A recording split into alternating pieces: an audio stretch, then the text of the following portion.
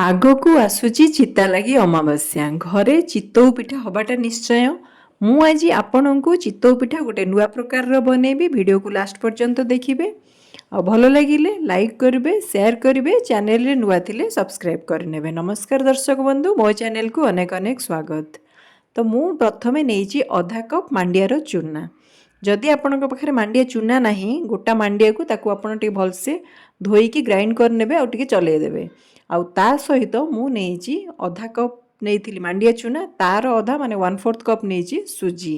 ଯେତିକି ମାଣ୍ଡିଆ ଚୂନା ନେବେ ତାର ଅଧା ସୁଜି ନେବେ।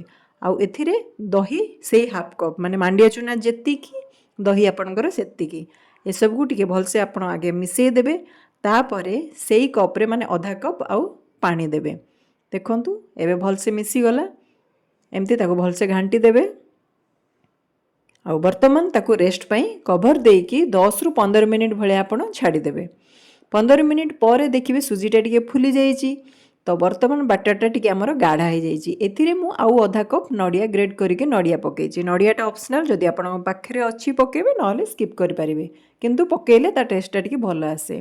ବର୍ତ୍ତମାନ ଏସବୁକୁ ଆପଣ ମିଶାଇ ଦେବେ ଗ୍ରାଇଣ୍ଡର ଜାର୍ରେ। ଭଲ ଦେଖନ୍ତୁ ଏଇଭଳିଆ ଆପଣ ସବୁ ଯାକୁ ନେଇଯିବେ। ଆଉ ଯେଉଁ ଜାଗାରେ ଆପଣ ରଖିଥିଲେ ତାକୁ ଅଧା କପ୍ ପାଣି ଦେଇଦେବେ।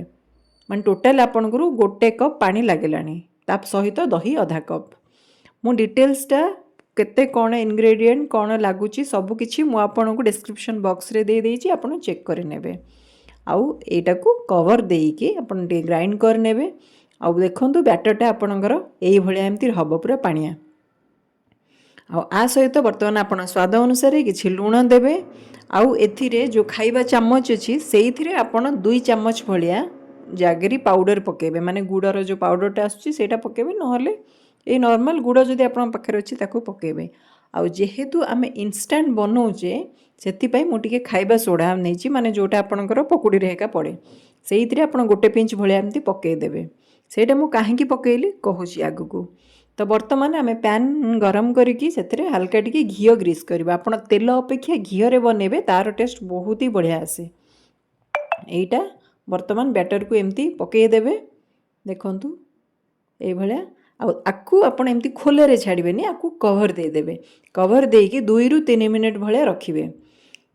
ଦେଖନ୍ତୁ 2ରୁ 3 ମିନିଟ୍ ପରେ ଆପଣଙ୍କର ଏଇଭଳିଆ ହେବ।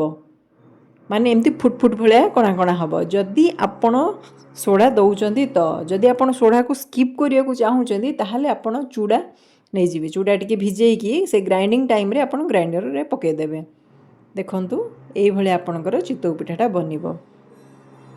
এইটাକୁ ଆପଣ ଏମିତି ନାହିଁ ଖାଲି ଚିତଉ ଅମାବାସ୍ୟା ଅଛି ବୋଲି ଆମେ ବନାଉଛେ ସେମିତି ନାହିଁ। ଆପଣ ତାକୁ ସକାଳେ ବି ଜଳଖିଆରେ ଖାଇପାରିବେ। ରାତିରେ ଆପଣ ସବୁବେଳେ ତ ରୁଟି ପରଟା ଭାତ ଖାଉଛନ୍ତି, ତ ଏମିତି ବି ଆପଣ ବନେଇକି ଘରେ ମାନେ ବିରି ଚାଉଳ ନ ବତୁରେଇକି ମଧ୍ୟ ଏଇଟା କେତେ ଜଲ୍ଦି ବି ହେଇଯାଉଛି। ତ ଆପଣ ଆକୁ ମଧ୍ୟ କରିପାରିବେ। ଆଉ ବହୁତ ଦେହ ପାଇଁ ମଧ୍ୟ ବହୁତ ଭଲ, ଯେହେତୁ ମାଣ୍ଡିଆରେ ହେଉଛି।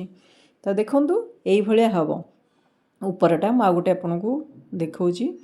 ଯେତେବେଳେ ଆପଣ କାଢ଼ିବେ ନା ଟିକେ ଦେଖିବେ ଉପରଟା ଭଲସେ ସିଝିଛି କି ନାହିଁ। ଆଉ ମୋଟା କଡ଼େଇରେ କରିବେ ତାକି ତଳୁ ବି ଆପଣଙ୍କର ଲାଗିବାର ଚାନ୍ସ ବି ରହିବନି। ଦେଖନ୍ତୁ ଏଇଭଳିଆ ଏମିତି ହେବ, ପୁରା ଜାଲି ଜାଲି। ଆଉ ଏତେ ସଫ୍ଟ ହେଇଛି, ମାନେ ମୋ ପୁଅ ତ ନର୍ମାଲି ଏମିତି ମାଣ୍ଡିଆ ଖାଏନି, ଆଉ ସିଏ ବି ଖୁସିରେ ଖାଇଛି, ମାନେ ଭାବନ୍ତୁ। ତ ଆପଣ ଘରେ ନିଶ୍ଚୟ ଏଥର ବନାନ୍ତୁ। ଆଉ ମୋ ସହିତ କମେଣ୍ଟସରେ ସେୟାର କରନ୍ତୁ କେମିତି ହେଲା। ଦେଖା ହେବ ନେକ୍ସଟ ଭିଡ଼ିଓରେ। ରହୁଛି, ନମସ୍କାର, ଜୟ ଜଗନ୍ନାଥ।